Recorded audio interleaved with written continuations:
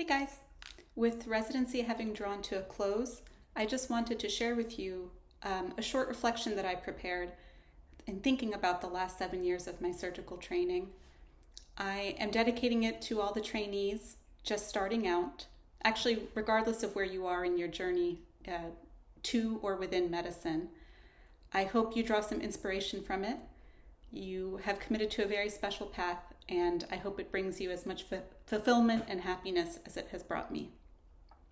So without further ado, just a short reflection. As many of you know, I have been in love with books and mysteries since I was a little girl. I have loved books for their wisdom and eternal truths, long before I knew anything about surgery. There are books I have reserved reading for different seasons in my life, knowing that they would hold special resonance for a certain time and a certain place. For years, I have wanted to read that greatest American novel, Moby Dick. But when I was a medical student, I decided to save it for the end of my surgical residency. I finished it this past week. Moby Dick is an epic journey into uncertainty, obsession, and awe.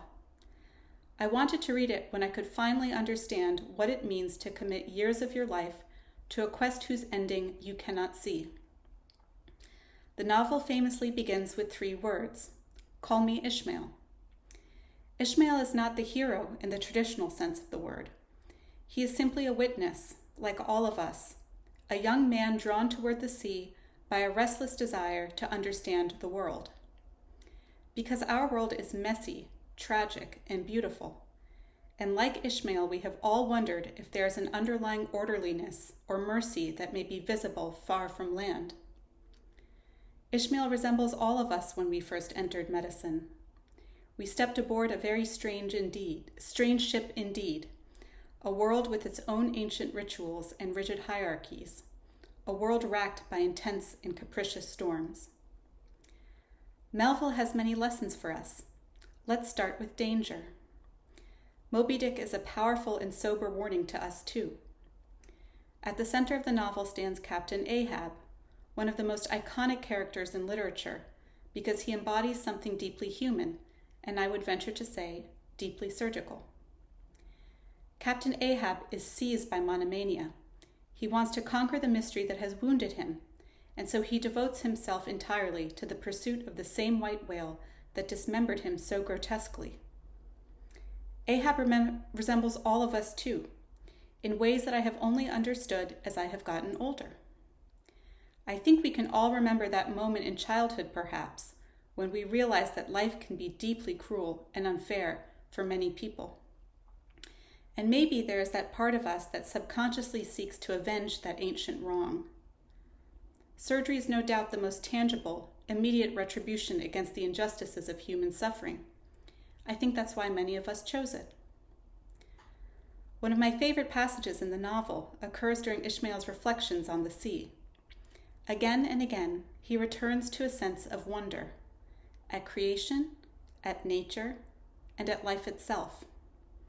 Despite the peril around him, Ishmael never loses his capacity to be amazed.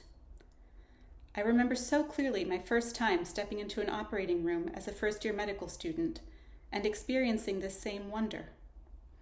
I have experienced it many times over these last 7 years. Surgery has offered countless opportunities for wonder. Wonder what we are privy to, what we are charged with, and what we still do not and may never understand. Moby Dick is pregnant with mystery.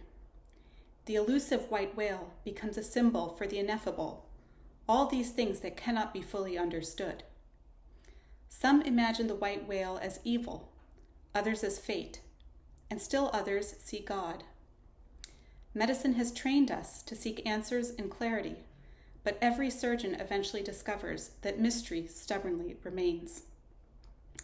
Mysteries are not meant to be conquered, Melville teaches us, but contemplated with respect. At the end of Moby Dick, disaster arrives. The ship sinks, the crew perishes, and only Ishmael survives. Floating alone at sea, he is eventually rescued, and the novel ends. I like to imagine my own epilogue, in which Ishmael must recount the story of his epic voyage to his rescuers. where would he even begin? It is how I feel talking about all this tonight. In this imagined epilogue, Ishmael would be overcome with gratitude for all that he has experienced, for all the ways that he has been transformed and burnished. Tonight, my gratitude is larger than any sea. I would like to first thank the patients I have learned from over these last 7 years. They have taught me everything about grace that I know today. I would like to thank our attendings, everyone who has ever taught us, who have allowed us the privilege of operating on another human being. It's not something to be taken lightly.